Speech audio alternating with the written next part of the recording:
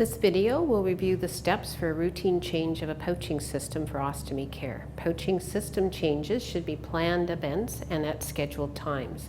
They should not be based solely on leaks.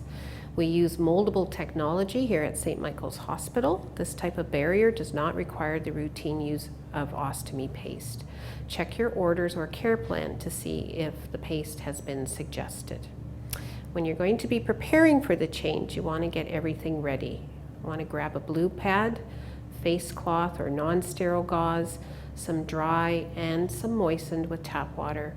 You have your new barrier or flange, your pouch, the clip, which you can be reused from your previous pouch change, some sort of a garbage bag, and deodorant drops or room spray if you're using that. Before you start, you want to ensure that the pouch is empty. It makes it a little bit easier for you.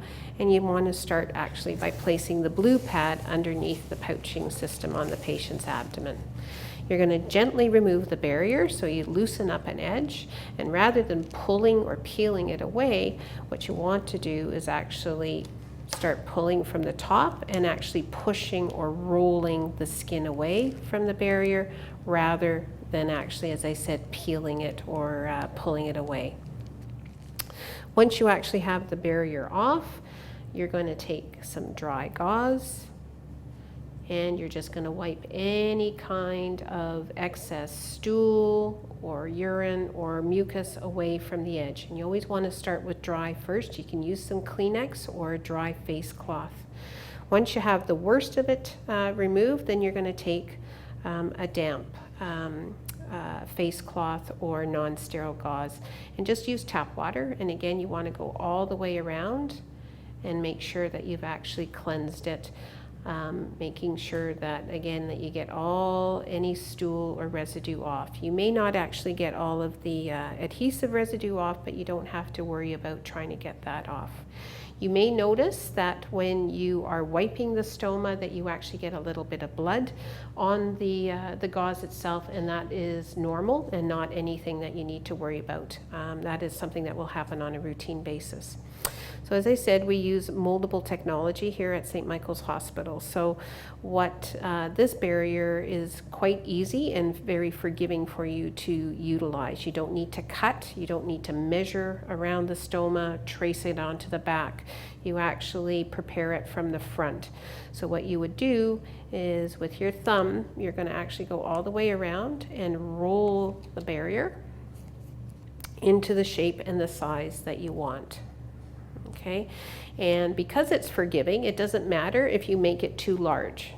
What you can see with the release liner in the back here is that you've actually can see the shape of the stoma and the size of the stoma, but even if you make this too big, doesn't matter because this actually has some memory to it.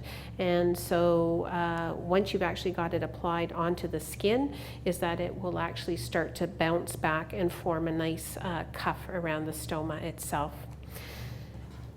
Depending on whether you're using a post-op adapter or not, with the clear pouches you can actually pre-attach this before you put it onto the patient so that you're not having to press on their abdomen. And then you're going to take the release liner off and you're going to apply that onto nice dry skin. And then you take the remainder off, which is just like a sticker. You pull that off. And you want to make sure that that is tacked right down on their abdomen. Okay, doesn't matter if it overlaps onto their midline incision here.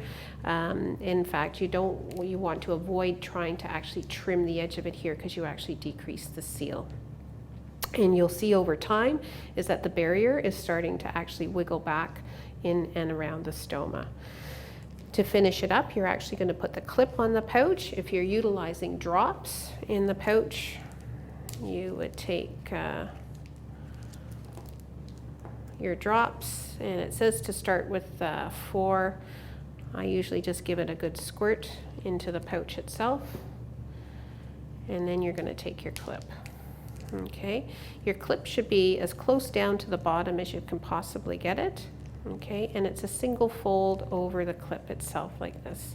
Just going to fold that up for a second, put that off to the side to show you. So it's like a cover coming down on a blade. There's almost like a little tooth right here that snaps into place. And when you want to pull it apart, you put your thumb underneath, put your index finger on here, and you can pull the two apart. When you're putting it on the actual tail of the pouch, it's a single fold over the blade portion here, and then you want to make sure that there's no wrinkles or creases, and you bring it down, and again you want to hear the snap. You want to make sure that the two pieces can't be pulled apart. Patient should be putting their hand over top of the entire pouching system for about 2 minutes because the adhesive is heat and pressure sensitive. So the warmth of the hand and the pressure from the hand are actually going to help with the adhesion. When you're going to be teaching the patient to empty the pouch, you want preferably to get them up into the bathroom and actually sitting on the toilet. The pouch should be no more than 1/3 full. A pouch that is overfilled will actually pull on the seal and cause what we call pouch riding, or where the movement of the pouch starts to slide downwards. It also makes the pouch much bigger, and it billows out underneath their clothing, and it also makes it very messy in terms of emptying it. So you get them sitting on the toilet. They should be bringing the pouch up like this so that the stool falls away from the clip like this. They are going to be taking the clip off. And in an ideal situation, you're going to teach them something called cuffing, which is where you actually turn the tail inside out, because that keeps the tail clean and prevents odor later on. They should pinch it together like this and then face it down in between their legs to empty it. They're going to smooth any stool that they have out of the pouch. They're going to lift it up, and they're going to take some toilet paper, and they'll just wipe the tail off like this. Some people will actually wrap it around their finger and go around the inside, but usually just wiping over the tail like that is sufficient. You're going to fold it back. And you want to make sure that there's no wrinkles. And again, you're going to be placing it flat over the blade, and the cover comes down on the blade, and you double check to make sure.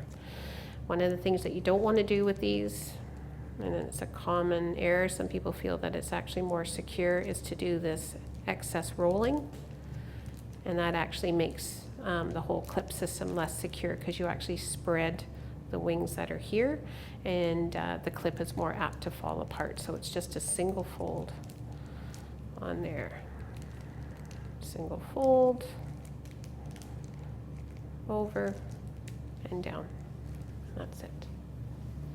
Sometimes you have an odd shaped stoma, and when you go to mold your barrier and you place it over top to check, is that you're concerned that you might actually have gaps top and bottom.